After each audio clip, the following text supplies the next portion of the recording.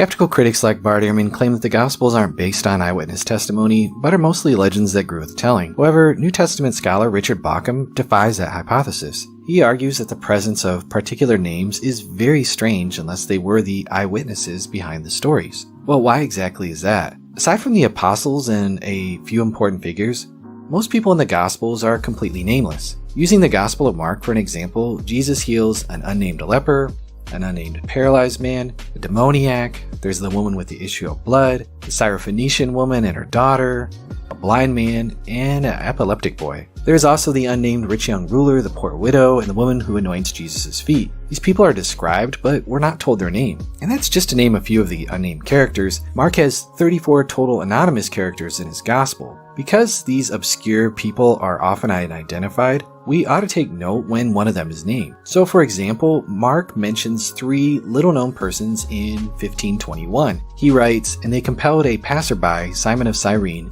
who was coming in from the country, the father of Alexander and Rufus, to carry his cross." These names seemingly just come out of the blue, and they don't appear anywhere else in Mark. Matthew and Luke mention Simon, but they don't mention Alexander or Rufus. So what exactly is going on here? The early church fathers unanimously said that Peter's preaching in Rome was the basis for Mark's gospel. Peter goes missing after Mark 14, so how exactly would Peter or Mark know who carried Jesus' cross? Richard Bauckham argues that the source would have had to be Simon of Cyrene himself. And the mention of Alexander and Rufus implies that Mark's readers knew who they were. If Mark was writing in Rome, then it's very plausible to assume that the church had heard the story from the 2 sons themselves. I mean, think about it for just a second. What 2 sons wouldn't want to brag on their dad, the one who carried Jesus' cross? Neither Matthew nor Luke mention the 2 sons, so we could expect that their readers, areas besides Rome, wouldn't have been familiar with them. Now, let's look at Romans 16:13. It reads,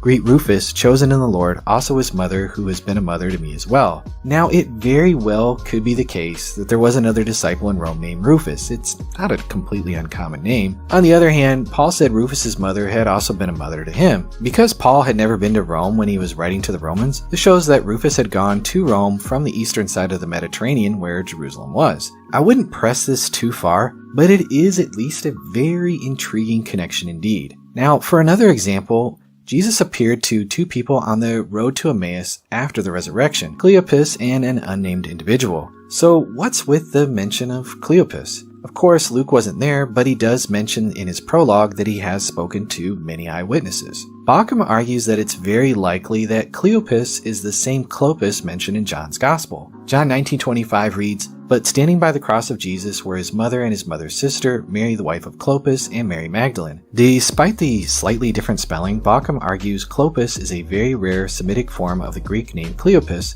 so rare that we can be certain that this is the Clopas who, according to the church father Hegesippus, was the brother of Jesus' father Joseph. Oh, so Cleopas was Jesus' uncle. The church historian Eusebius quotes Hegesippus, a Jewish convert who wrote around 140 AD. Referencing Hegesippus, Eusebius wrote this about Clopas. After the martyrdom of James and the conquest of Jerusalem, which immediately followed, it is said that those of the apostles and disciples of the Lord that were still living came together from all directions, with those that were related to the Lord according to the flesh, for the majority of them were also still alive, to take counsel as to who was worthy to succeed James. They all with one consent pronounced Simeon, the son of Clopas, of whom the gospel also makes mention, to be worthy of the episcopal throne of that parish. He was a cousin, as they say, of the Savior, for Hegesippus records Clopas was the brother of Joseph. Now, we know from Acts that James was a leader in the Jerusalem church, and both Josephus and the Epistle to the Galatians tell us that he was Jesus' brother. According to Hegesippus, Simeon was Clopas' son and was Jesus and James' cousin who replaced James after his martyrdom. So we can get why Cleopas' testimony would be such a big deal in the Jerusalem church. Finally, as a last example, the Gospels are full of accounts of healings and exorcisms. There's a handful of stories of people that were raised from the dead, but the only recipients of the miracles who are named are Jairus, Bartimaeus, and Lazarus. And while we don't have their specific accounts, Luke 8:2-3 tells us that Mary Magdalene, Joanna, and Susanna were women who were cured of evil spirits and infirmities.